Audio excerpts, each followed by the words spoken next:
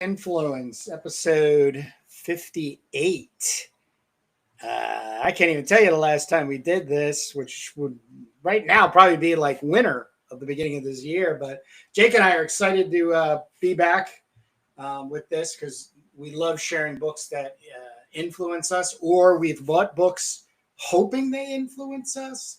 I'm going to be busting into a birthday bundle I purchased for myself from Power Pulp Comics. And if you're not aware of powerpulpcomics.com, after this episode here, jump over there browser wise. And we also had a two-part interview with Matt King, who's a part of the group that does a very wise indie distribution of comics to comic book stores. So, but Jake, what do you have? I'm going to be going over the latest heavy metal magazine, and I also picked up this nice little dandy here called Mothra, and I'm also going to open up this multi-pack, bulk pack. So it's Geraldo's Vault live on here. Now, are we live on YouTube right now? Yes, sir. All right, so I'm on the Turbo Pit Fighter comic page on YouTube, and I don't Yep. see. How do I get this video live? Refresh. Hit live. Go to live. See if it'll come up there. No, it's not there No. either. Go to videos. Videos. Not seeing it. You should be. Yeah, maybe, but you got to refresh. See if you can just because it should. You just want to be on the backslash. Oh, I got it. Turbo Pit Fighter pod. Is that what you got? Yeah. Yeah. All right. Cool. Yeah. So the reason I wanted to put this on, I want to see because each of us is going to be in a half screen, and I wanted to see how much of my screen is actually showing, and also to see the quality. So I'm going to hit pause on that for a second. So we're going to kind of bounce back and forth. So why don't you unveil a little something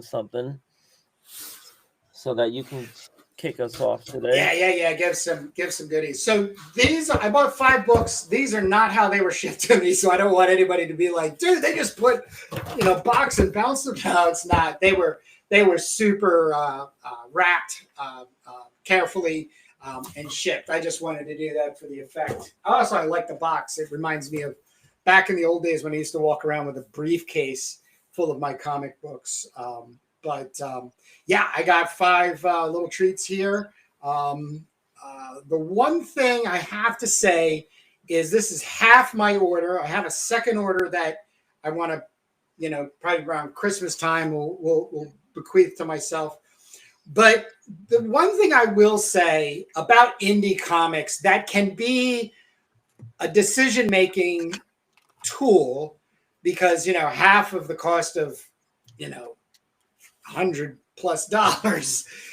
you got to make some decisions from down the way. Format's one of them. So I might see something. Rarg was one of the comics that was on my should I take the chance? I'm not a small book guy. I don't really like small little pocket books and the such. Yeah. If it's going there. So some of the books I didn't pick right now where the decision was based on that.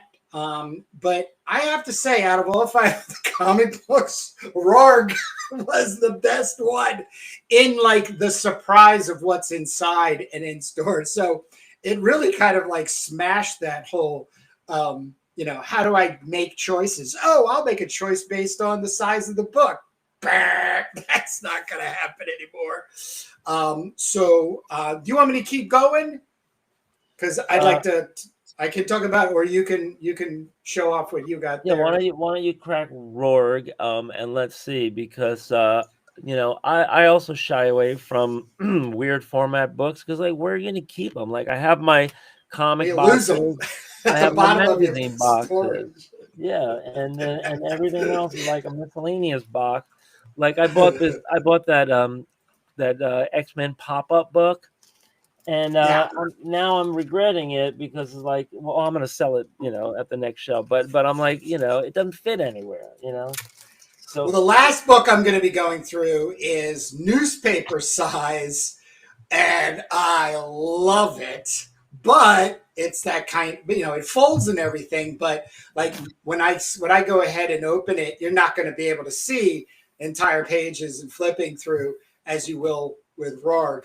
But that's pitiful for the people watching the video, but for me, I love it, and the artist and the writer that are involved in this comic that I'll show off last, it's just it's so artfully done. So go from there. But Rogue, if you don't know me, then you also don't understand how barbarian or savagery or just like Neanderthal caveman. Like I watched 1 Million BC with Raquel Welch for like the umpteenth time. On my birthday, I watch every year Conan the Barbarian. So my safe place to go is Barbarian. So seeing this online at Pulp Comic, PowerPulpComics.com, I was like, dude, this is pretty sweet, and it is. I still do kind of reside with the being small, and if we ever let me get the name Of the creator, yeah. Yeah, Pat Kane. Yeah, Pat Kane. Yeah, PatKane.com. I really didn't have any idea. I never knew this book. Yeah, Pat Kane, 2017. I didn't know this book existed. I didn't know Pat Kane existed without a Power Pulp Comics. So here now printed in China. So I would even go as far to assume that Kickstarter, very successful, ordered 1,000 copies, what have you, but maybe was dynamically trying to figure out how to save on cost of per book and the shipping from China and the printing and everything. But I'm going to investigate more. I've read this. I just haven't investigated Pat Kane. I'm curious, though, because I watched something else recently where a comic book artist was talking about their migration from starting their comic on Instagram as square panels and then formatting them. And now has just graduated to taking a piece of paper 11 by 17 and making a comic book. I would love to see these pages larger, even black and white, like Sword and Sorcery. That's just the way my brain is wired, and I have no apologies for it. But at the same time, the mechanism that Pat has in this book for telling the story, I also can't think that he's not influenced by cartoons, like animation, especially like I get the Adult Swim vibe, Primal, Gendry's Primal, or Samurai Jack was also Gendry, as an animator. So I have to say, one of the really amazing things of diving in and spending your money on indie comic book artists is the finding out more about them, and then just that kind of camaraderie. If it's definitely in the same wheelhouse you're in there. But this page, this is poster page. Like this, I think would make an amazing poster for it. But other than the style, I mean the size, the coloring, it's kind of flat.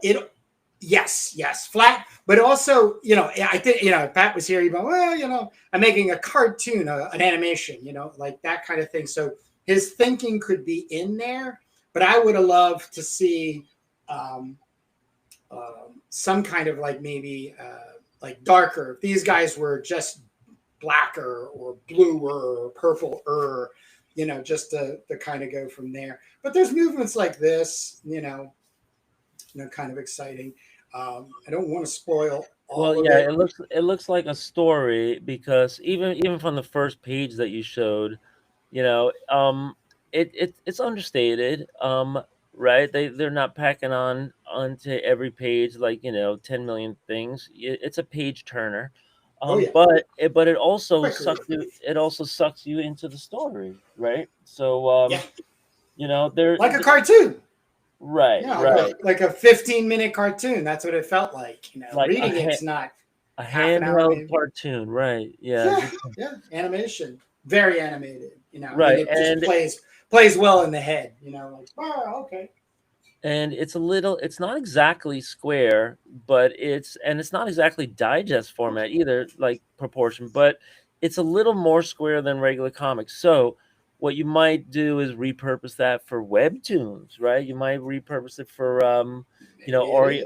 or framed art or any kind of thing. So that's it looks like an interesting style. The story looks immersive, so definitely looks like a valuable comic. Um, Yeah, yeah. I and you don't want really to you dig don't it. want to spoil the whole thing, right?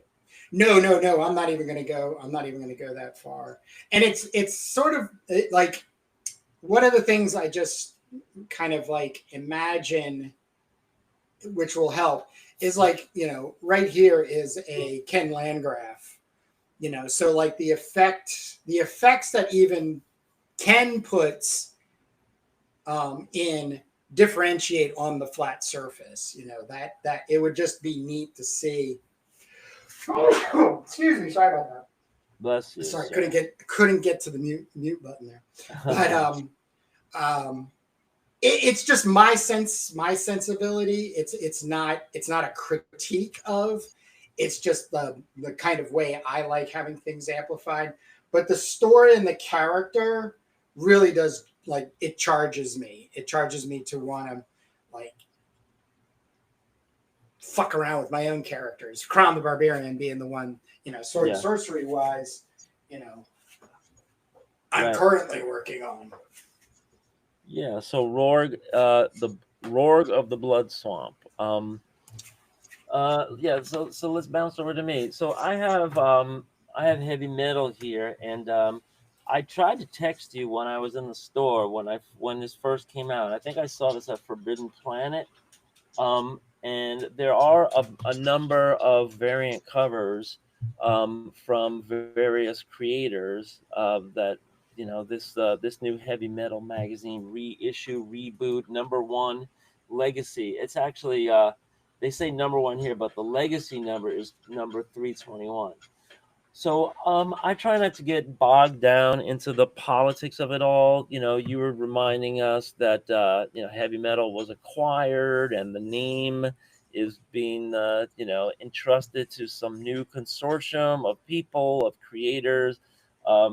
This made a nice splash on the stands. I'm pretty sure it's sold out because where I was, Forbidden Planet, one of the biggest comic stores in New York City, there was only like a couple of copies left, and I bought this one. I forewent this other variant cover. They had a lot of sexy art on the different covers, and um, there was I think 5 or 6 different ones. But I got the sketch cover. So without going into too much of a distraction, Kurt, what is your view on sketch covers? Are you pro sketch covers? Do you because I've picked up a few of these, although I haven't actually drawn on one of them yet. So what's your view on sketch covers? Are you a green light on sketch covers? I am. I don't really think about them though. When I first Right. jumped back into the whole thing back in 2015, I had done maybe like a dozen of them. I actually had 2 of them CG'd. So, and ended up selling them for like $100 a piece. But the CGing process was almost like $70. So it wasn't really, in my opinion, worth it back at that time.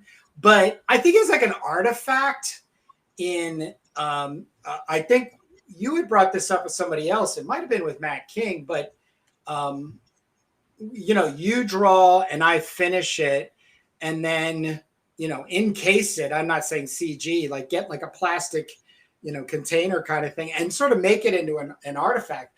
The heavy metal magazine part of it, like, and the title there is really the cool flourish. You know what I mean? It's like that thing where it's like I made my own heavy metal magazine cover, and the inside it's heavy metal. So it's Right. cool. I mean, I don't know. I don't know. When I have like a Daredevil #1, and I think I got like a Batman and blank covers. And I was like, well, it's something cool to draw on. You could Yeah. always try to sell it, and have the value, or you could just resell it like this too. So I definitely grabbed that, and if there would have been two of these, I would have gotten two of those. I don't know if I would have gotten three of them. Um, this was the copy that I ended up buying, and you know uh, I flipped through it in the store. I didn't want to look too much into it in the store because I wanted to save it for this. So for this moment right here. So I'm going to crack the cover for the first time, and let's look together. I know they got some heavyweight names. I don't know if they print all of the variant covers here. I mean, this is a really nice variant cover right here, and I don't know if people can see my entire frame here. They're showing heavy metal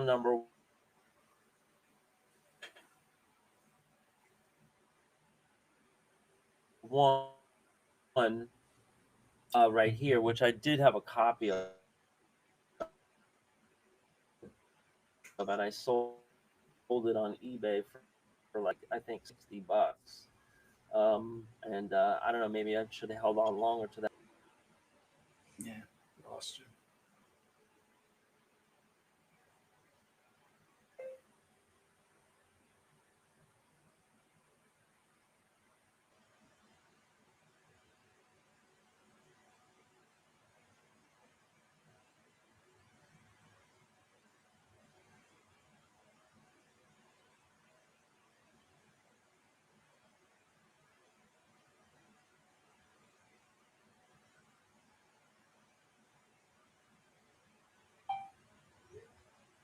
Yeah, so lost Jake there for a second. All's good. Gives us actually.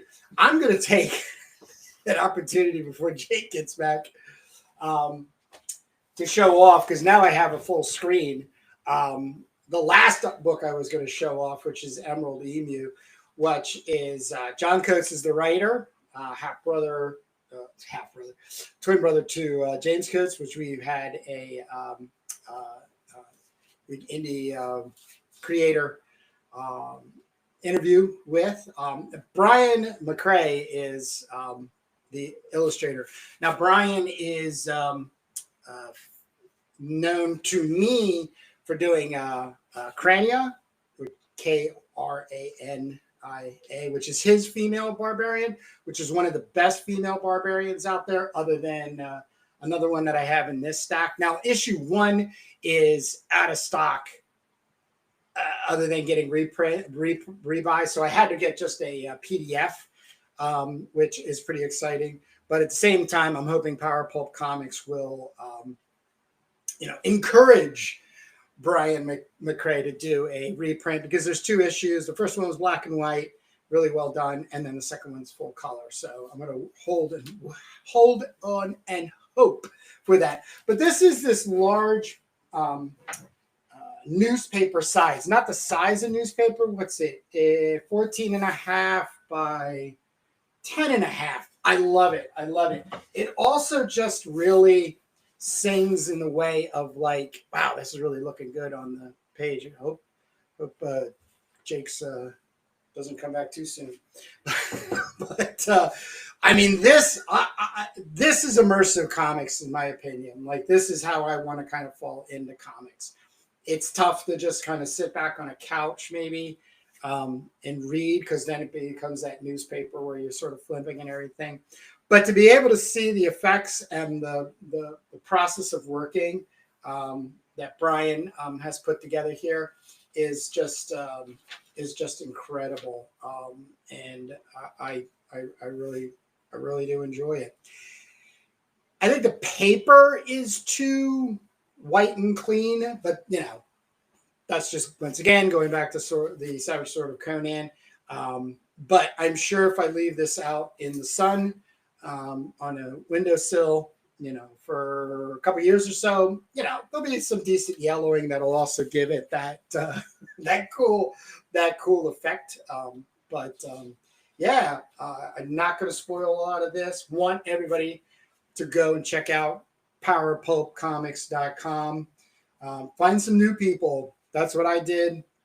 Pretty much everybody. Yep, I had not bought before, and we're on my list. So it was something that I was giving myself, uh, you know, an opportunity to finally lean into and make the purchase and everything. I haven't gotten into the story yet. The graphics though have this really, like, just going back to this, like, if you want to have like something that really kind of sells me, I love the way that this has the old, Ben-Day dot type of texture to it, which, signals to me like it must be some, you know, flashback or the such. Or let me see something real quick. No, cool. And then it comes into the story. So, super cool, and can't wait to actually sit down and read in depth. You take a second here and see if he's. I think he's still talking.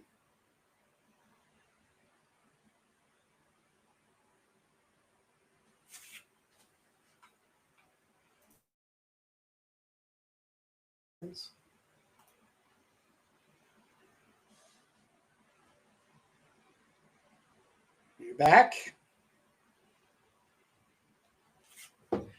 Back from banishment. You're getting loaded back on. Oh yeah, I didn't even know. You know how long I was talking before I realized that I wasn't there So about a minute ago. But yeah, I was very fearful of you having your phone and your camera and audio started glitching, and I was just about to send you a text, and then you cut out. So then I followed through and set up the text. But just like everything that we're doing, we're giving a try in new technology or new ways of dealing with the technology we already have. But it's just the way it is. Let me finish one last thing I want to say about Brian McRae's characterization. I'm not a big fan of like cartoony styles, but he has an ability, and I'm going to assume that he has a lot of life drawing skills, because that's what punches through. The facade of the cartooning element leaves me, and I start realizing like, oh wow, Brian has a real in-depth understanding for anatomy. So the cartooning is just a facade that's placed on top of his work, to make a cartoon comic book. But I do enjoy it. And like I said, the Crania, his barbarian, his female barbarian, that was the first mechanism that really inspired me to try to chase down those two issues. But yeah, really, really do it. And also, I have to say to since you have those heavy metals, which obviously you flip through on your own, it's another thing that it resonates with Brian's work is the European kind of feel, an action of it. So, but do you how far have you gotten into going through that heavy metal, Jake? Well, you'll tell me what went out over the air. I do want to just just you were just cracking the cover. We saw nothing inside. Oh, okay. Well, yeah. Let me go back to the table of contents page. Yeah, that was what you said. There was heavy hitters, like there. There's famous people that they were able to get work from to Yeah, publish. well, we know a lot of these artists by the look. Segrel, and Bilal. Um, I follow this Joseph Michael Linsner's here.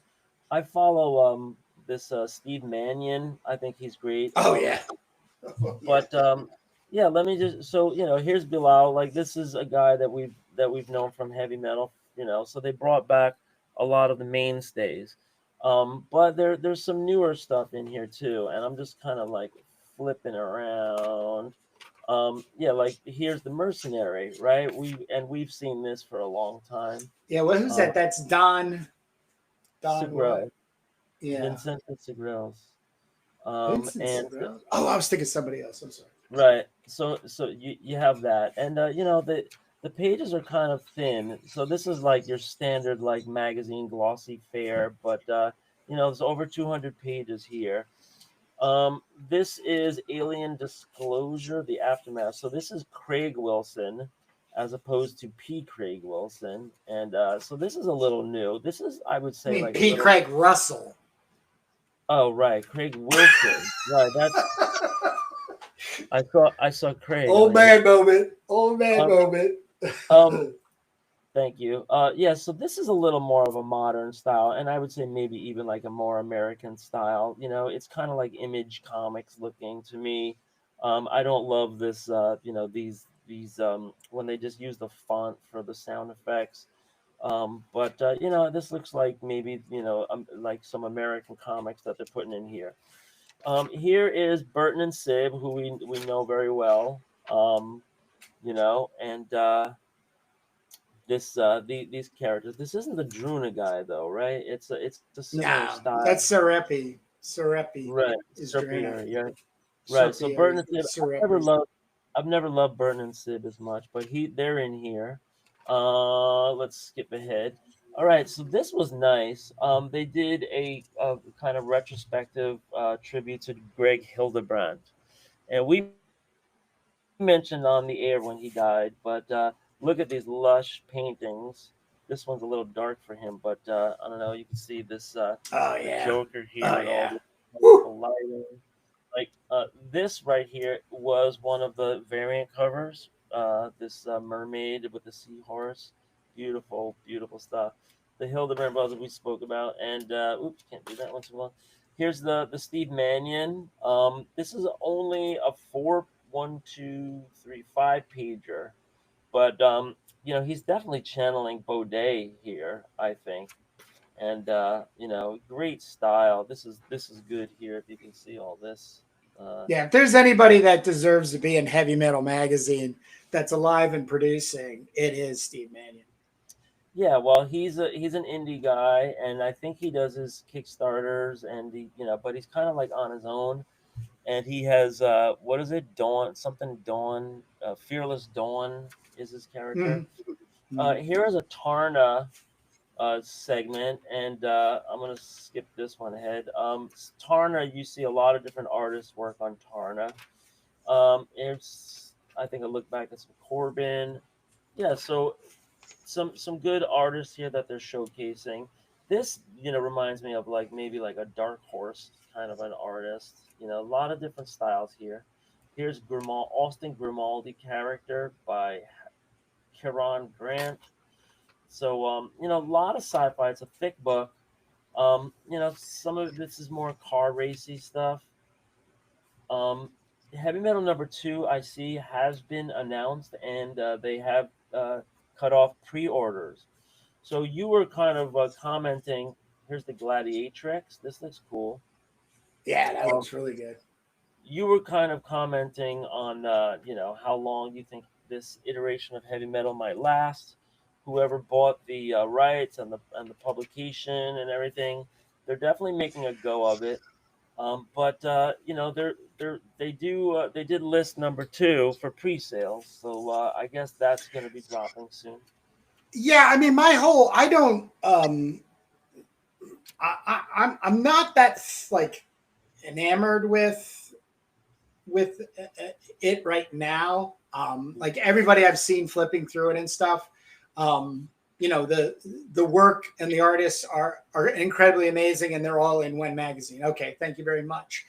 Right. But one of the things I'm totally banking on is that they want to introduce the heavy metal, um, you know, feel of comics to a new generation. I just don't know if the younger generation is going to embrace it. Hence, there's only so much in the way of like comic book collecting all of us can do, and as old guys. But it will be interesting to see them, because I think this will be the breaking point for them for either way, is when they do start bringing in younger people, which skill wise, I'm not even in any kind of league next to anything in this book. Like, so my dreams of being in Heavy Metal Magazine are far, far, far away. But I think they're also looking at, like I said, younger people. And I hope they actually find younger people that are working at this magnitude and introduce them to us. And that's going to be a greater sense of success. But if they start like just, segueing, bringing people in based on, hey, I'm going to be in heavy metal, I just don't think it's going to fly. Well, I think there's a lot of weight. There's a lot of weight with that name, and you've got to come carrying. Right. There's a lot of decisions that they're packing in 200 pages of artists that are, should have a decent following and a decent art style, and they're curating it, and they're putting all their eggs in the basket that this is going to sell, but it is such a cornucopia, like a mishmash. Like here, they're branching out to Jim Rugg, and he's got a nice little segment. He brought it. I mean, but that's Jim. That's like amplified Jim. Like that, he knew what he had to do in the level of performance. Not that his work is subpar to what he submitted, but the kind of like tightness and gloss, I think that you have to have. It's great. It's great in this issue 1, but like I said, it costs a lot of money to get, work from, estates and, the people who know that they have a lot of value in their work. So, that's money that comes out of the coffers. So this is a great segment right here. Oh, this is no wonder it's Quinn and Vigil right here. So they're awesome. doing. I'm like, wow, who is this? This is like Bernie Wrightson. So this is Tim Vigil, and they have this kind of like swampy looking guy, and the coloring is amazing. You don't usually see such color. Who colored him? Colors Omar Estevez. Okay. Bravo. Yeah, really nice. So they're represented there. Oh, this is weird. Is this the same thing? Yeah, they kind of like zoom in. I don't know. That was kind of weird. Yeah, so that's it. I'm not going to go through the whole thing, but they're definitely trying to come back strong, and they put a lot in the book. It was $15, $14.99. There are some strips here at the end, so you can get a lot more, and there's some pin-ups, right? I don't know if these are all the variant covers. Oh, right. So they had Kickstarter gallery. So these might have been like submitted covers. This guy Skinner, he's amazing. Oh yeah. Yeah, we've spoken about him before. Look at that. That's up my alley. But I wanted to go over this. I'll probably try at some point to sit down and really thumb through this a lot more thoroughly. But heavy metal. That was the other problem I faced with the book right now. Like number one was I didn't want to do the Kickstarter. I'm kind of actually glad I didn't because of all the fiasco that did come in, the delay in fulfillment. which is always a problem with Kickstarters. Hence why I don't do them unless I really, really, really feel like I should to encourage somebody. But that $16 is a bit high for a major magazine that should be on a newsstand. I understand it, but the aftermarket basically was at double, so I couldn't even catch any of them for $15. You know what I mean? And they're putting a $6 or $7 shipping on it through eBay or anywhere. So I'm just waiting for everything to cool down so I can get a copy. You know what I mean? But well, I'm somewhere where, because the 2 comic book stores I go to, they didn't have copies. I was just there too early, or they had sold out. So, once again, these are things that help people make different decisions and choices in making and in purchasing comics. So, right, and it could hinder them. It could hinder them. And this is kind of the point of the direct market, because if you have a local comic store, you can just reserve your copy, right? And then they'll pull it for you under your name, and then you pay no shipping, right? But it's not direct market. It's not, in my opinion. Direct market would be putting 300,000 copies in print, getting them out in new. Like, I could go to my Acme. I used to get Heavy Metal magazine at the CVS, or they were called Happy Harry's down by me. At what, $5.95 or something for the book.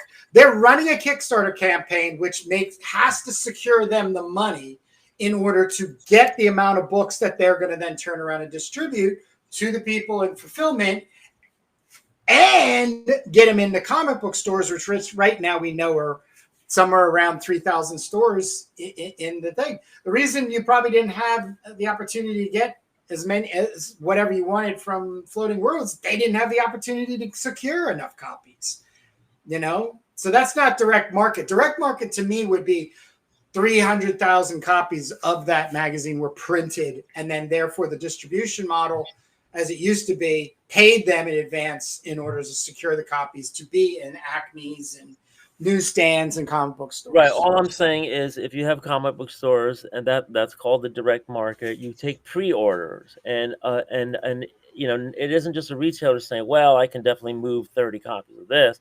It's the retailers individually reserving it for individual customers. That's the difference, right? And they have their customers, and they pull lists, and they come back when it comes in.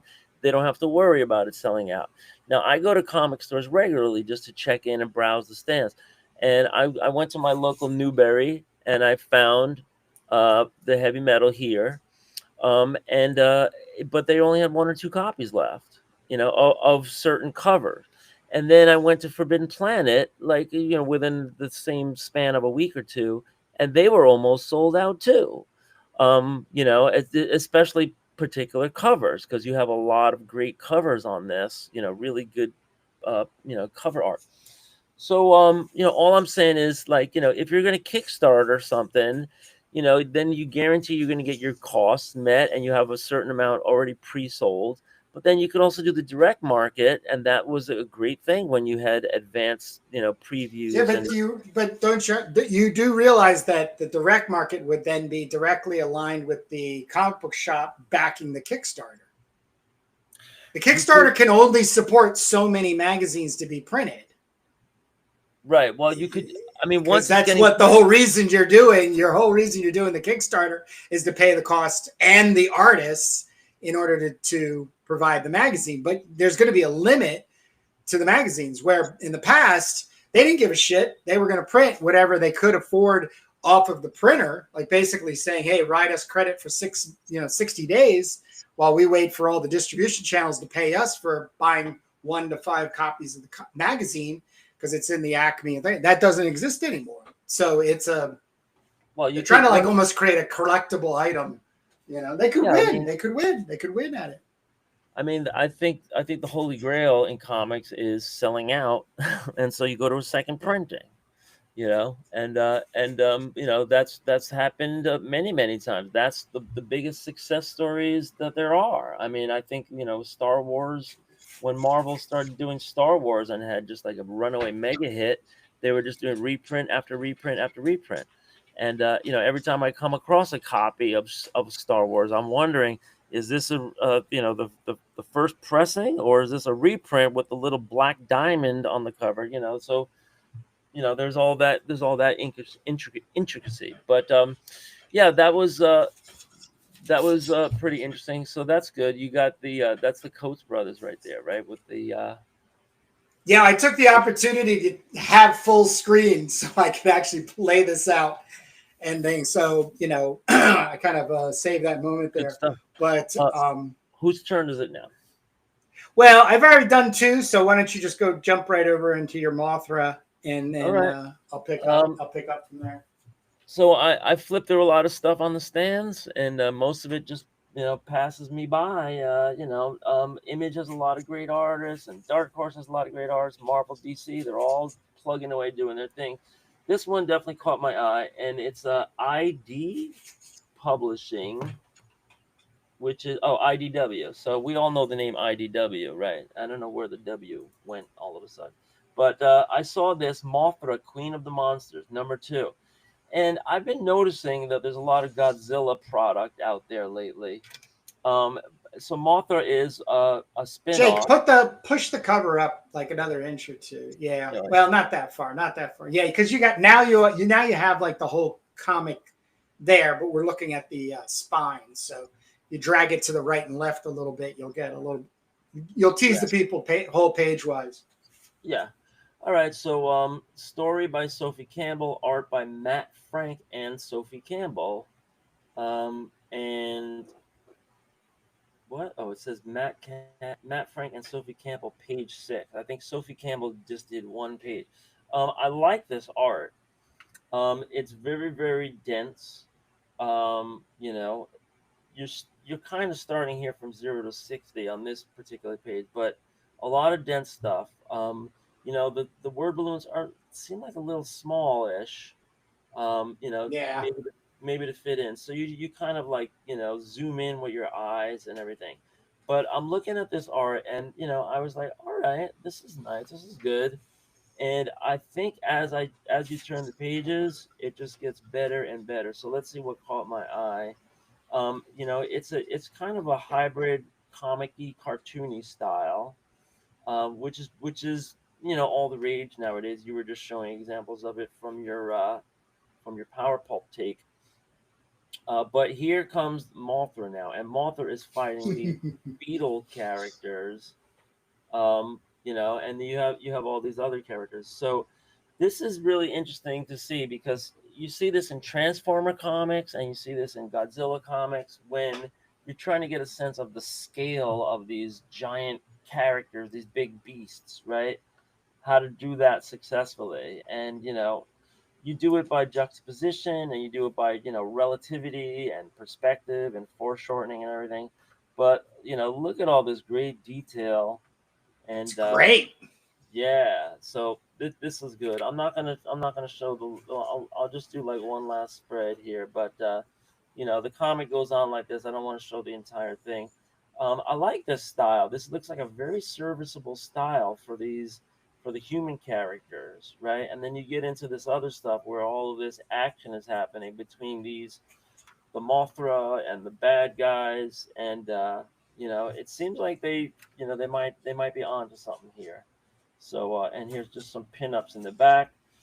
These are the variant covers. I got this cover, but there was also this cover.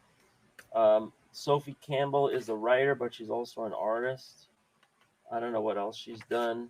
I don't know why I guess they reprint this here as a virgin, right? So you can just see what that looks like. But sometimes something catches your eye, and I wanted to get a copy of it so I could put it in my collection. IDW Publishing It's a good has, catch.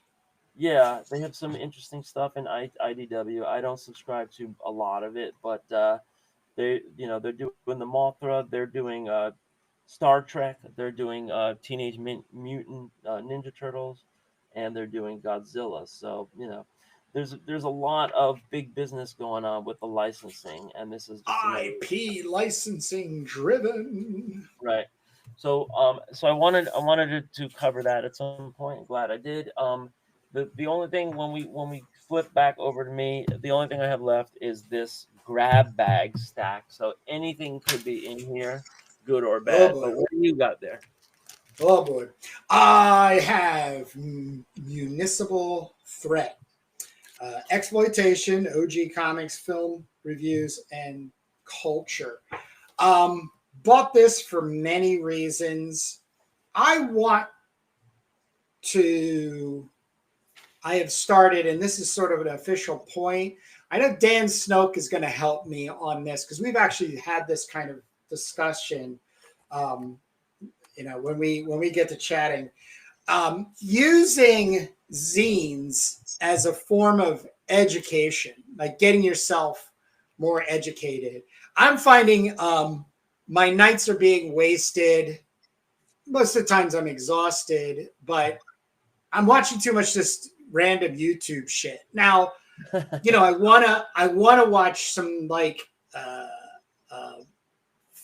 film reviewers, on exploitation films. And there's a couple people out there, and they're good.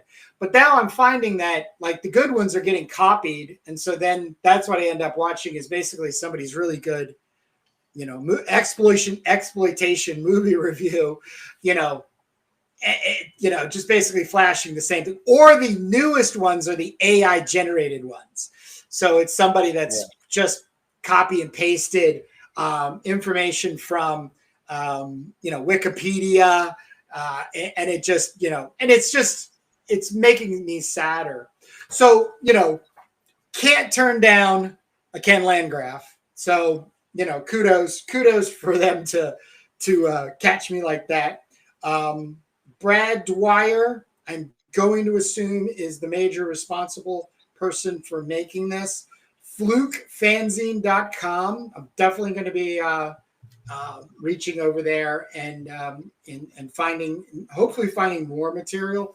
But you and I are exploitation nuts. We're working on a post-apocalyptic based on Mad Max, who started off this like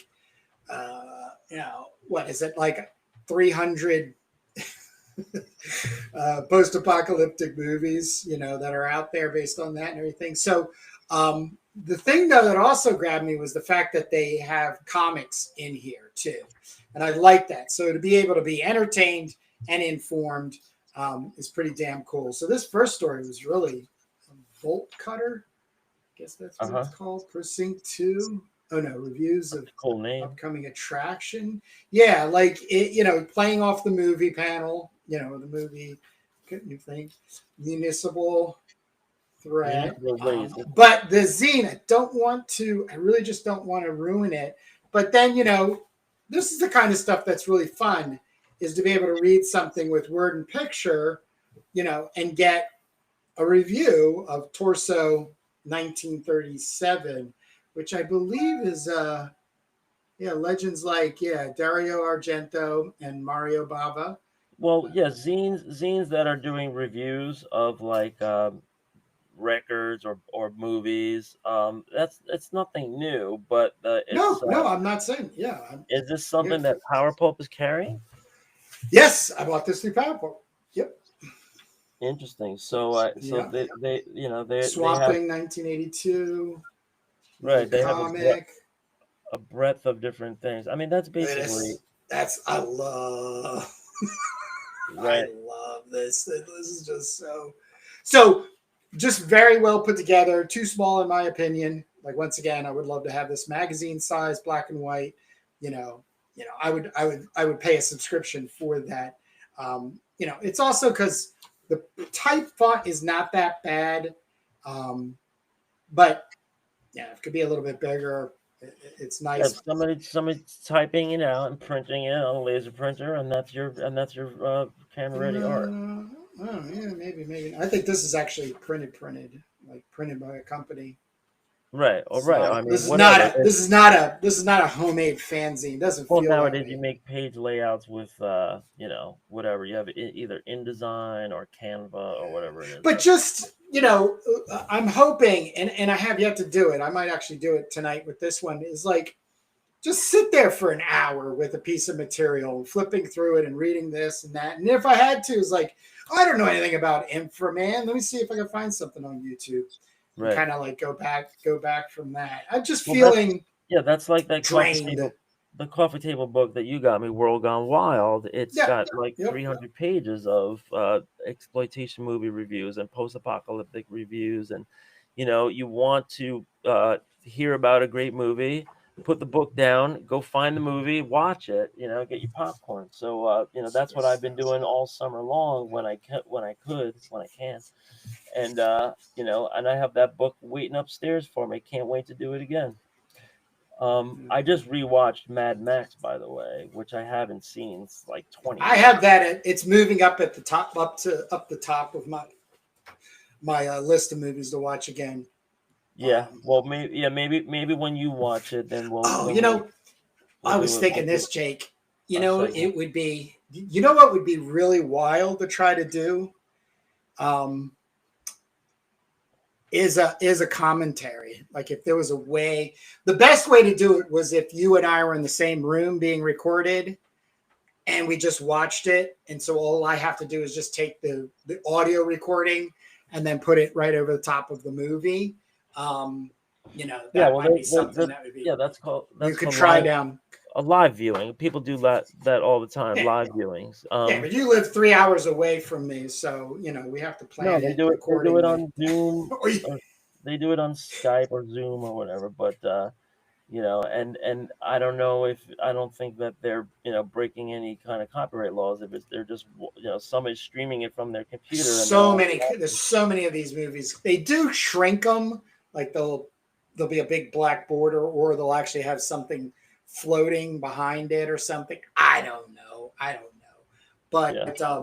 yeah, I'm just saying it would be interesting to be right there, the two of us reacting to Mad Well, Max. I'm the biggest fan Definitely. of Mystery Science Theater, so there's that. But also, like I think what you're talking about is like commentary, director's cut commentary, like bonus commentary, stuff like that. But are you still on the record for not having seen Mad Max, the first one? Oh, I saw it the first time around, but like I Oh, said, okay. it's been all this time until I just rewatched it, and I just rewatched it. I might have seen some drips and drabs here and there, but I just rewatched it in its entirety, at with at full attention, and I was like, wow, there's so much I forgot, and I mean, just the idea of walking into a restaurant or something, it's like, but but what a great movie, in terms of setting the stage for Mad Max. I mean, that's got to be the greatest sequel ever made. Road Warrior is my number one favorite movie, Mad Max 2. But what a transition, to take Max to this, like, that's the creative genius of George Miller. He ended Mad Max, and Mad Max ends like very abruptly. As soon as Max gets revenge on the biker guys, that's it. It's over. Like, it. And No, he so drives off. He drives off. That's the ending. Like that's how they make it to Road Warrior. And then what happens? You want to talk about? I think one of the greatest leaps between first and second movies is, and I've read this. This is not me making it up. I've heard this multiple times in readings. Is our imagination for waiting? We never even knew there was going to be a Road Warrior. We just got the Mad Max thing, right? yeah. So then when the time it took them to get Road Warrior to us, we then invent in between those two movies all that could have happened to Max. Yeah, right? Because it's not a like 10 days later. It's literally like, is that a year later? Is that 6 months later? Is that 6 years later? He does have gray in his hair, so that could be 20 years later. I mean, that is a huge magical thing in that movie, and I think it also caused it to have such a great sense of success. Road Warrior is the Black Sabbath of movies because it created the genre. everything that came after, hundreds of movies, maybe thousands of movies, have been coming out. It's the genre it made the post apocalyptic. I mean, that's what this book is telling me about. Yeah, there was movies out before, like a Boy and His Dog and everything, but it became it's a genre now. And how many comics, how many sci-fi stories, how many movies, how many novels, have all come out since they went there. And not to get too sidetracked, but Sure, um, sure. but yeah, the I think the point there is, you know, uh, folks, if you're making comics and you have a couple of extra pages in the back, why not make some zine content and just share your favorite things in life? I was gonna say exactly the same thing, Jake. Yeah. I mean, I'm looking at this comic right here, right? And I'm like, all right, this is it's 24 pages, and they got this style, and they're doing their thing, right? All right, it's just a lot of talking, a lot of heads and talking heads and sitting around, maybe a little bit of action here, good rendering style and everything. But then look what happens at the end. They're like, oh, look, we have all this space to kill. Let's put in our whole process, right? So this is what Yeah, it looked like yeah, when I was starting to lay out the pages on my iPad and on yeah. my stylus, and this is what it looks like when I start inking them, and this is when it's and I guess that's interesting. I don't know. I'm not leaning towards doing that anytime soon.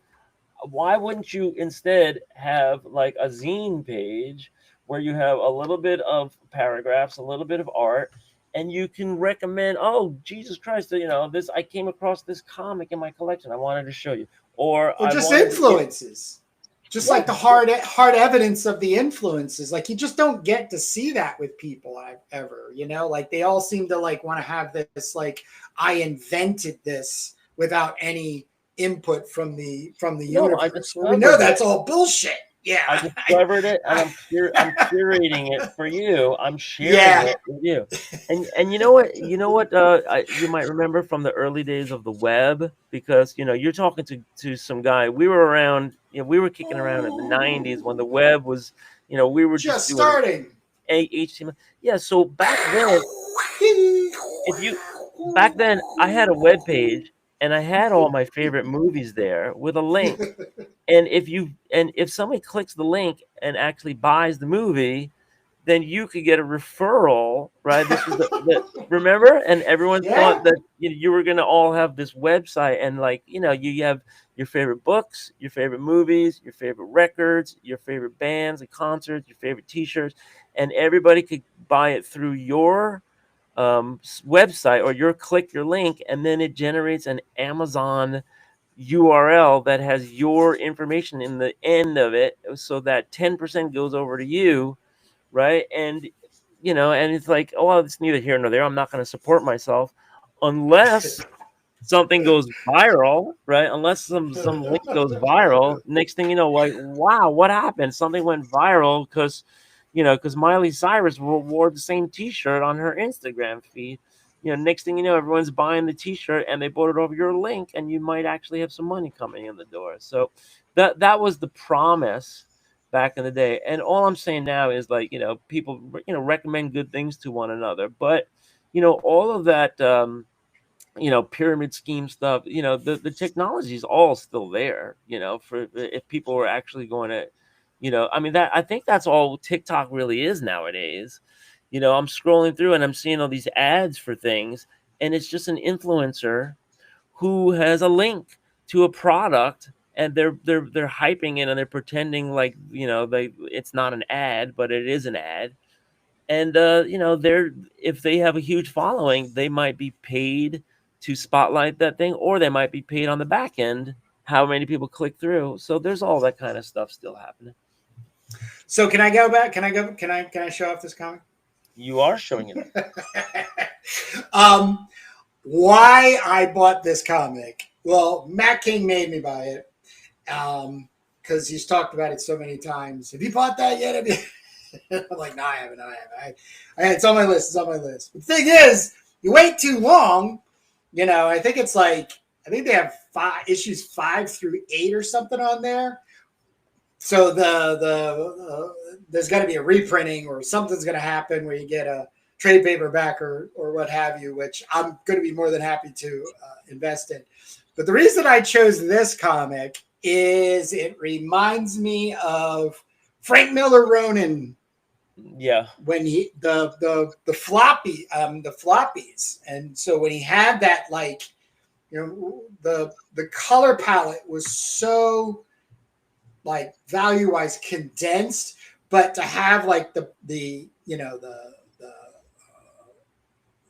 muddy yellow, the orange, the pink, the blue, and that's all you deal with, magical. But for all that had been discussed about this book, where I've seen it quite a few times, this is Brad Dwyer again. I did not recognize that. Look at that. So Dwyer's responsible for both of these. He's the winner because I ended up buying 2 Brad Dwyers. So kudos to him. The black and white thing. I love that first page. Look at that. Look how typical of the first page. In the beginning, there was, It's so good. It's great. Now you're off and running. Talk about a setup. I did for the longest time, having seen this, keep going like, Planet of the Apes. Planet of the Apes. Yeah, I get it. Ape Man of the right. Yeah, well, maybe there's going to be a lean. Maybe there's going to be a lean off of that. So going back to the whole, like, I was inspired by the Planet of the Apes, but I always wanted them to do this, or I always wanted to see it move in this way. I think this is, well, it's definitely post-apocalyptic. You got this guy, and there's the poison, the radiation. I've done the first pass. I haven't gone like deep into the story yet. I mean, it is whoa, all right, this is great.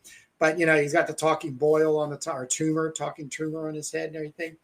But this was not what I thought it was going to be, and it ended up being a much greater sort of pleasant surprise. So, I just, the only thing, if I controlled the world, force everybody to make their books magazine size, black and white versions, and dirty the pages. The stark whiteness is just something I'm no longer interested in, and I've been speaking about this since we started, you and I, doing the Turbo Channel, over 3 years ago. And so even when I print it either on yellow paper, like I've done for our turbo teasers. It's just it's so much easier to read, I think. And then making faux newsprint, when I do my print on demand. Yeah. So, but I really don't want to put too much of a spoil on this.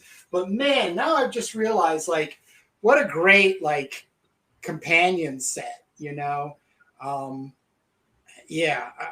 just that together. Just so this might be this evening's. Well, give us a couple of spreads from the middle without spoiling. Yeah. Give us some value, right? So, like, the big disappointment is I haven't seen an ape man yet. No. 45 minutes. Right. What a great exploitation thing. You know what I mean? We put, it's like back, what was it, Carmine Fantino, when they were dipping in sales at DC, he'd be like, get an ape on the next Superman cover. I don't give a shit. Or, Batman's got to fight an ape. Robin turns into an ape, that kind of thing. But, great stuff. The imagination and pulling off of, look, here's the apes, So that's harkening back to some Commandy there. You got anthropomorphs and the future. Right, and you know what? That was a great reminder because I told you that I had a sketch of a new character I'm not going. Oh, I'm just gonna tease it right now because I forgot we were supposed to do this during Turbo, but I'm gonna do something on the air. Oh, you know what? Maybe I'll do it live on Substack after we're done, just for a yeah, do it, couple do of it. minutes. Um, I'm going to try something out on the air live. So I have this character and playing around with it, and everybody knows that I'm a big fan of Tigra, right? And everyone knows that I love Hellcat from the Defenders, who turned into Tigra in the story. And there was also the Cat, who had 4 issues with John Romita covers. So I have this new character, and I want to make her like I'm also a huge fan of Fritz the cat from R. Crumb because that's like my favorite kind of actual cat in real life. They're called Tiger Gray, and they have like gray and light and dark gray stripes.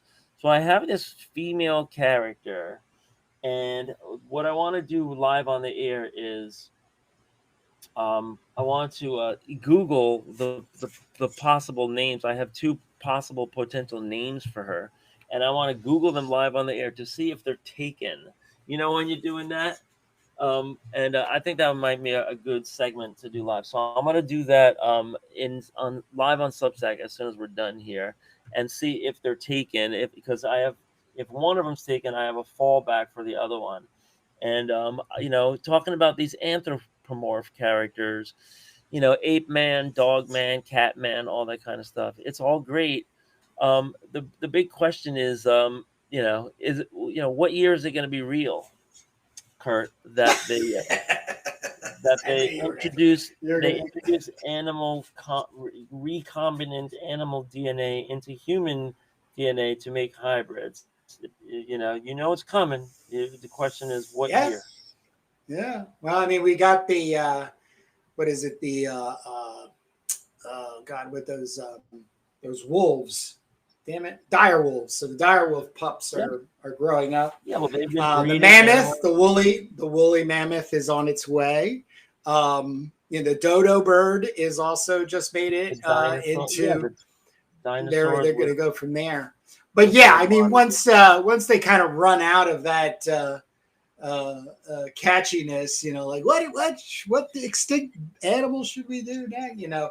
Then they'll be like, all right, well, we're going to put these 2 things together and come up with something. But they're going to do it anyways. Like that's going to be the toughest part is they'll do it, and then everybody will be like, oh, whoa, why'd you do? Oh, but you can't kill it because now it's a living thing. But it's just not a classified living thing. Like it's not been named properly, or it entered into the species evolution of said, cat and dog, that kind of. So yeah, it's gonna be fun, like a comic book. So have you gone through all your books, Jake? Is that why you got your? No, I got this. I got the stack here to still do. We're just gonna look at the All covers. right, because I have one more book to go through. So why don't you do your little stack, and then I'll do this last book, and then we can close this out. All It right. doesn't have So to be. It doesn't have to be fast. I'm just kind of putting us into yeah. a container. That's all. All right, so I showed you this Metal Society. This is Top Cow Productions and Image Productions. The logos are so small at this point you can't even see them. I swear to God, it says Image on there, 30th anniversary. Um, so we looked at that. This is a stack of comics that I got at for $5.99, which means that they're 59 cents a comic. There's 10 of them here. No idea what's going to be in here. This could be really good. This could be really bad. I've been pleasantly surprised before, and I've also been highly disappointed. So no idea where we're going. Next. I'm going to put on the double counter. You always end up with doubles on something because of variant covers, Right. which is the biggest ripoff. If they give you a variant cover, that's awful. Um, I do find it interesting though when you come across a new That's gorgeous. company. Yeah, this is a That's gorgeous. really nice Good painted Lord. cover. Who did that? Who did that, Jake? Well, it says Mac here at the bottom. If you want a name, let's see, cover artist David Mack. No way. Oh, wow. That's what I was thinking in my head, but I didn't. Wow. Love David Right. Mack's work. So this Wow, is that's great. more interesting than the comic itself is the company to me. So this is because a lot of these companies are just people, right? And they just make a company name. So this is strangercomics.com. And it might be interesting to look up strangercomics.com and see how many comics do they put out. Is this the only thing they ever did, or is there a whole line of comics? Because you know and this also says role playing game compatible, so I haven't seen that. Oh, Does it use? Pathfinder. That's Yeah. with that's a TSR, Dungeon Well, and Dragons, Wizards of the Coast. yeah, it doesn't. Oh, right. It says to visit Wizards of the Coast gaming license. There Please you go. follow the There codes of you the right. go. Right. Yeah. Okay. All right. I'm learning a little bit. Next, we have the North Valley Grimoire, issue number Ooh. 1 by Massive Publishing, which is, of course, a division of Whatnot Publishing. It looks like a Nancy Drew mystery with a little bit of spell casting. I don't know. We'll give this a quick flip and right. Okay, yeah, a lot of talking heads. Nice style. Reminds me a little bit of Howard Chaykin, maybe a little bit of Bill Sienkiewicz on some of these pages, but then it kind of reverts the type at the end. It's average. Here's Darkwing Duck Disney. I got Negaduck from Dynamite, and it's a number 1, and it's all ages, and it's very very thin. I'm holding in my hand. So this is um, licensed from Disney to make Darkwing Duck comics, and with bright colors and pretty good art, pretty good professional art, right? I'm sure they have quality control whenever there's a Disney character, and then all these goings on. Not my cup of tea, but I'm stuck with it now. Uh, and Dynamite is another one of these companies that's very interested in licensing existing properties and tie-ins. This is called No One by Higgins and Buccilato and Borders Engler. There's a lot of names on here. This is an Image comic, and uh, interesting. Looks gritty, true crime, nice art. Yeah, this looks worth a peruse, right? A little bit of talking heads at the end, but this is number 2, so maybe I'll get into that. Who knows? Here's Boom Studios, and this is The Neighbors, and this looks like, I guess, a horror title. There's a house on fire and a family grieving outside. Get inside here, and it's pretty pastelly, pretty cartoony, and it's a horror. Yeah, definitely a horror comic. So like witches and stuff like that. And here's Oh, Neighbors. another one. Neighbors number 4. So I got a mini run here. I got 4 and 5. And here you're seeing some like Photoshop distortion. To me, that's kind of gimmicky. I wouldn't do that. The art looks really nice otherwise. And yeah, they have this. I don't know if it's a mini series or if it's going forever. The Neighbors. So I guess like the pitch is what would happen if you moved in a place and the neighbors were witches. I don't know, something like that. This looks like a virgin cover. There's no graphics on it.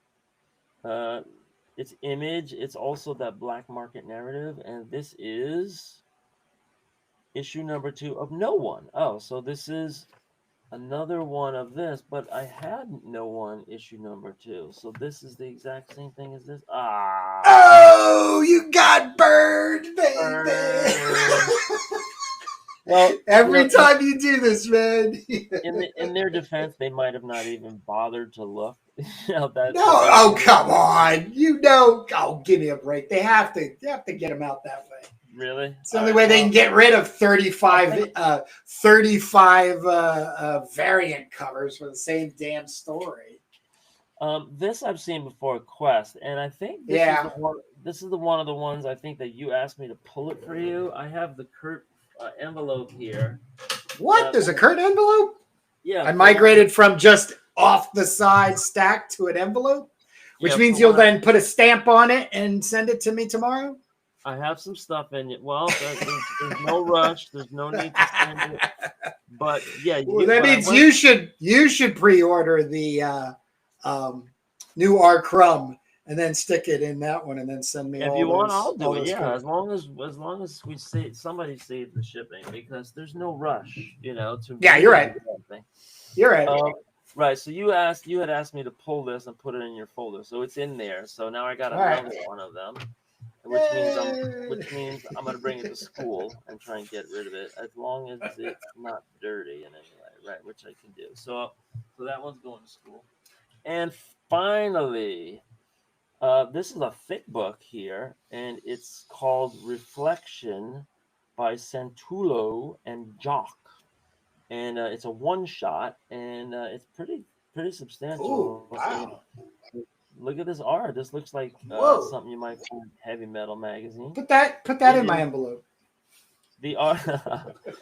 Yeah, I could. The artist is Jock, Jok, and the writer is Rodolfo Santulo. I love this style. You could do a lot with this style. It's It's expressive, but it's also gorgeous. black and white, gritty. It carries a story. They're getting, they're very expressive, like into the faces and everything.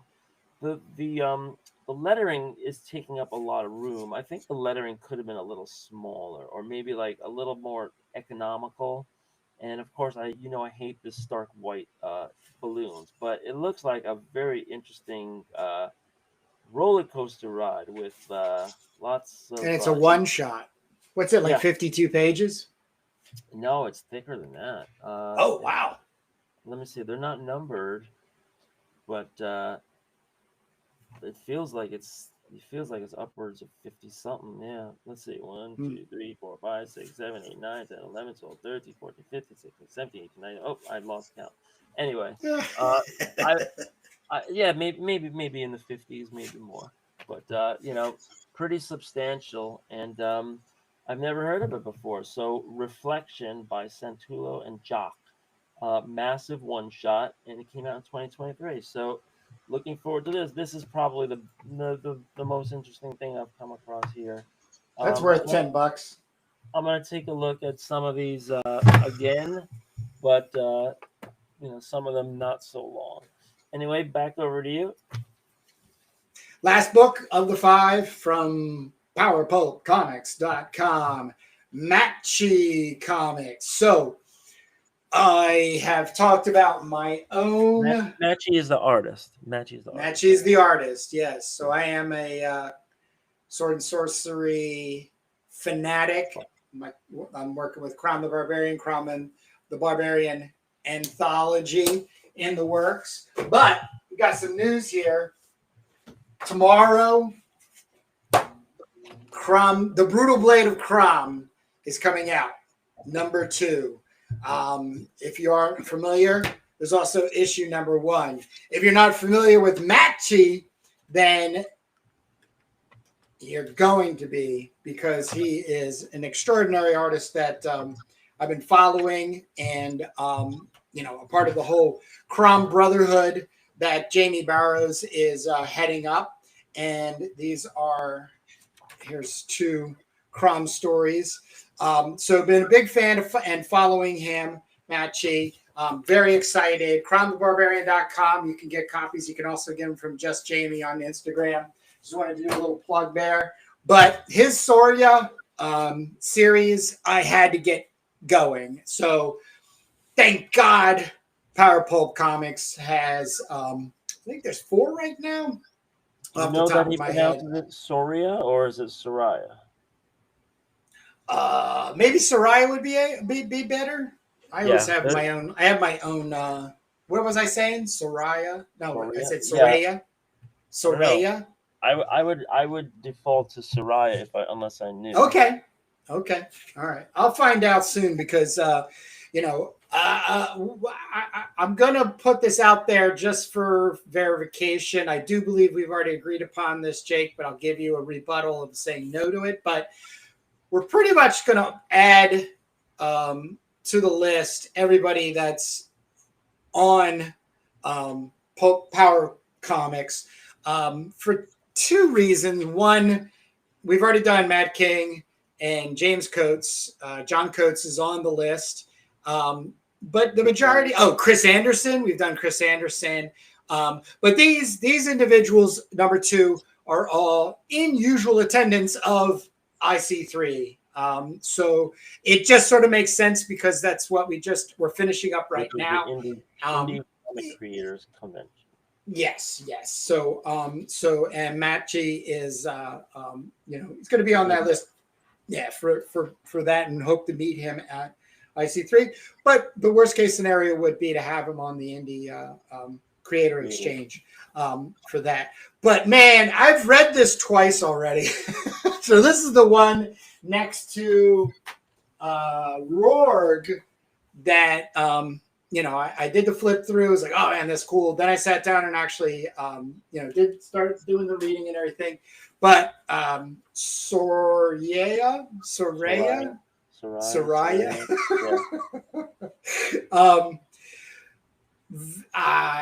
I think one of the things that really there's multiple things about this that catches me as a sword and sorcery fan, which I think Machi is very, very, very well aligned with.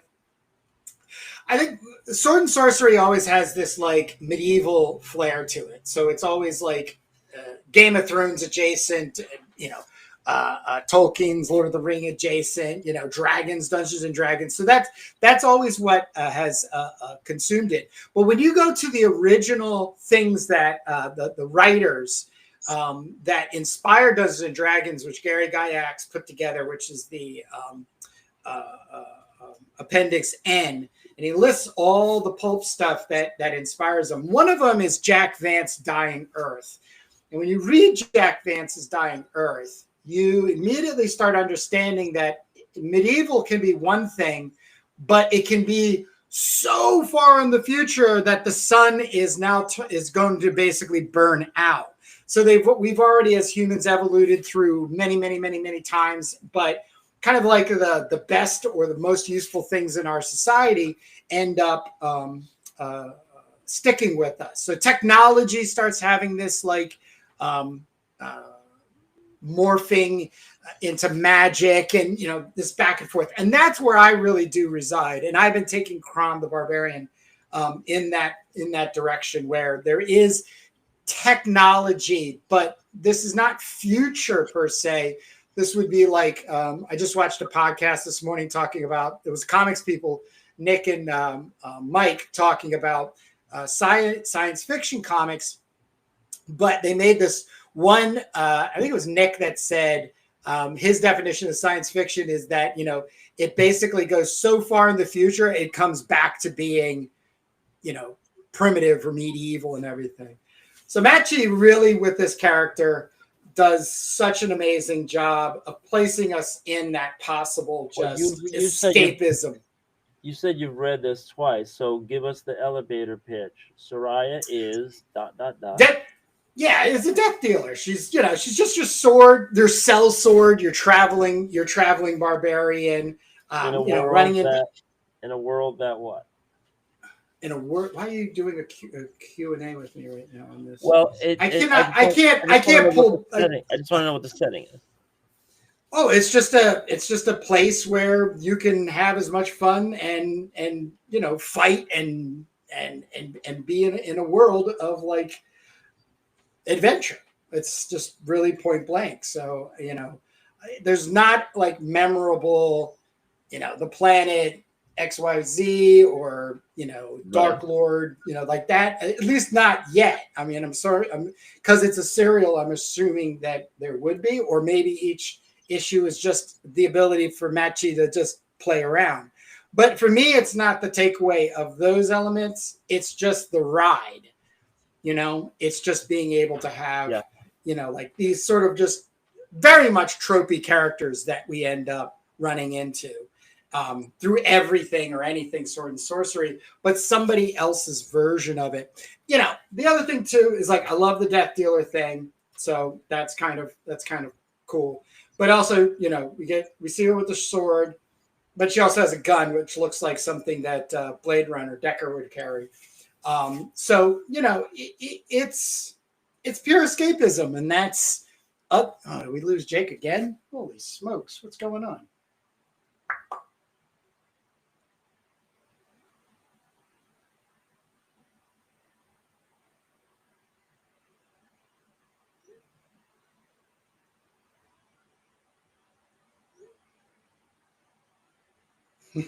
So, um, um, but here you go, Tech Hub HR 1934 restricted access wing. Yeah, it's good. I was about to spoil this, but I really don't want to. I wish this was lighter paper, or this was white on the red matchy, but it's hard to read black on red. But this is like a map, which all good sword and sorcery needs to have. So like if this was just the red is great. I think if this was white, it would be so much easier to read and follow. But yeah, Soraya. That's what we thought. We might have something to gain by returning to the city. Juwada. So yeah, near the evil wizard. Love that pose and inking. But I don't know. I think I'm going to be the one that's going to close this out. Oh no! And here's back. He must have hit his elbow. His elbow must have done it. If you say it wasn't your fault. Every time I open up a new window, it happens. Yeah. No, you can't. No, we're just not that again, bandwidth sound. That's right. Kind of the thing. But hey, look, I was just taking us away. Jake, I'll show you this. You'll think this is cool, but probably make the thing. My last question was what number of Soraya is that? Well, number one. I'm starting. I'm at the beginning. So, because I think they have 4 that they announced, right? I believe so. I believe 4 is the number. And what else has Matchy done? That Crom. Right. That's it. Well, I don't know. I don't carry that in my memory thing. Okay. As far as that's what I know him predominantly for, but he also runs some of the like Instagram groups that put anthologies together. So I'm pretty sure there's a lot of like one shot deals that he's made and put out and maybe put into collection. Gotcha. But yeah, when Jamie Barrows and I got together to talk about the Brutal Blade of Crom #2 release, which that video will drop on my Crom the Barbarian YouTube channel and .com. When we got to talk about Matchy's contribution, not only to Crom, but to the community, the indie community, there's a lot going on there. Oh, you got a whole, you brought him up. Watch out for the Wi-Fi, because that might just no, it's my computer. It's not the bandwidth. I got the bandwidth from my router. It's the problem is trying to open a new tab on this old MacBook. So Matchy has Sorcery Wars for $12, Galaxy Brigade #1 and 2 for $5. And I think I saw that on Galaxy Brigade. Oh yeah, Galaxy Brigade, yeah. And then there's the Soraya. So we have #1, #2, #3, #4, all available for $6. Are you on the comics? No, I'm on Matchy. Power Comics. Oh, you're on his website. Oh, rock on, man! Great website. Yeah. Oh yeah, rock on, man. See, this guy knows how to do it. He's doing it. You could buy from him straight, but if you want to get Power Pulp comics at the same time, you could just do that. He has something called Occult Fantasy, which is $0 free, but it's digital. Yeah. So that's anybody watching this, go to matchy.com. There's two T's, and there's two E's, matchy, and just like this, and you can get your free download digital comic, and then browse the other stuff.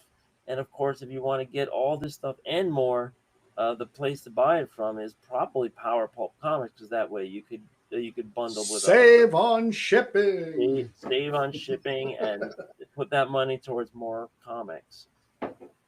He also looks like he did Lost Films adapted Silent Funnies, and that's also a free. I Yeah, guess. we're gonna get him to come on the Indie Exchange. So, like I said, he's on the list. We already have 4 slots going forward. I'm gonna do even better than I had in the past, which is we're gonna do 2 interviews, take a day off like we did today, do the comics and influence. I have a second stack of comics. I'll just tease. So my net for our 2-3 Sundays from now, Jake and I will be back to do another live comics that influence. This was my powerpulpcomics.com purchase with my birthday money. And so, yeah. I did go over budget, I have to say. I actually going to have another book coming. It will be here supposedly Friday or Monday, so there'll be one more book. So I'm going to have probably like 9 or 10 books next week. So you might have to dig deeper into your little drawer there, buddy. You know, I got stuff in my drawer. Don't you worry. I don't worry about you at all. But right. Jake, hey man, good time. Always love just hanging out and talking comics, things that influence us, stuff that we are given the opportunity to check out. And I'm very inspired by this group. And I can't wait to get a little bit more cash in my coffers to make a second round purchase. In the description below will be a direct link to powerpulpcomics.com if your thumbs are broken and you can't type that into your browser on your phone. But other than that, Jake, I am spent. Right on. So I want some lunch. If you've gone this far, check out our other channels. You could also set us on notifications so that you know when we have new episodes. But basically, every Sunday we're live during Turbo Pit Fighter. At some point, we're gonna get back to making these Turbo Pit Fighter pages. Can't wait to get back to that. I kind of miss it at this point, but we gotta do some lettering and we gotta do some other house cleaning first. If you want to order our zine, our teaser, we still have a couple of copies left of Turbo Pit Fighter. We're in the single digits, and every time Kurt is telling me to send a copy of this to an indie creator, then that means less to go around. But this is the last couple of copies of Turbo Teaser number 2. You can check out our comics to influence, our back catalog, and binge those, and you can see our indie creator exchange all on our YouTube channel. Just Google turbopitfighter.com, or just Google and gurgle Turbo Pit Fighter to catch us all the time. We'll see you guys in the funny business. August 18th, tomorrow, official Brutal Blade of Crom will be live and able to purchase. I will have copies at cromthebarbarian.com, but Jamie, just Jamie, which has dashes in between, you can get him, get access to those, to purchasing through Instagram. If you have any troubles, just go ahead and reach out to me, Kurt Brugel, and I will get you your copies. But very excited to see these, especially number 2, and all these amazing creators that are out there making their passion come to life. And we are just so thrilled to be a part of it and everything. So thank you, Power Pulp Comics, and I'll see you next Sunday, Jake. All right, folks. Do it up. Later.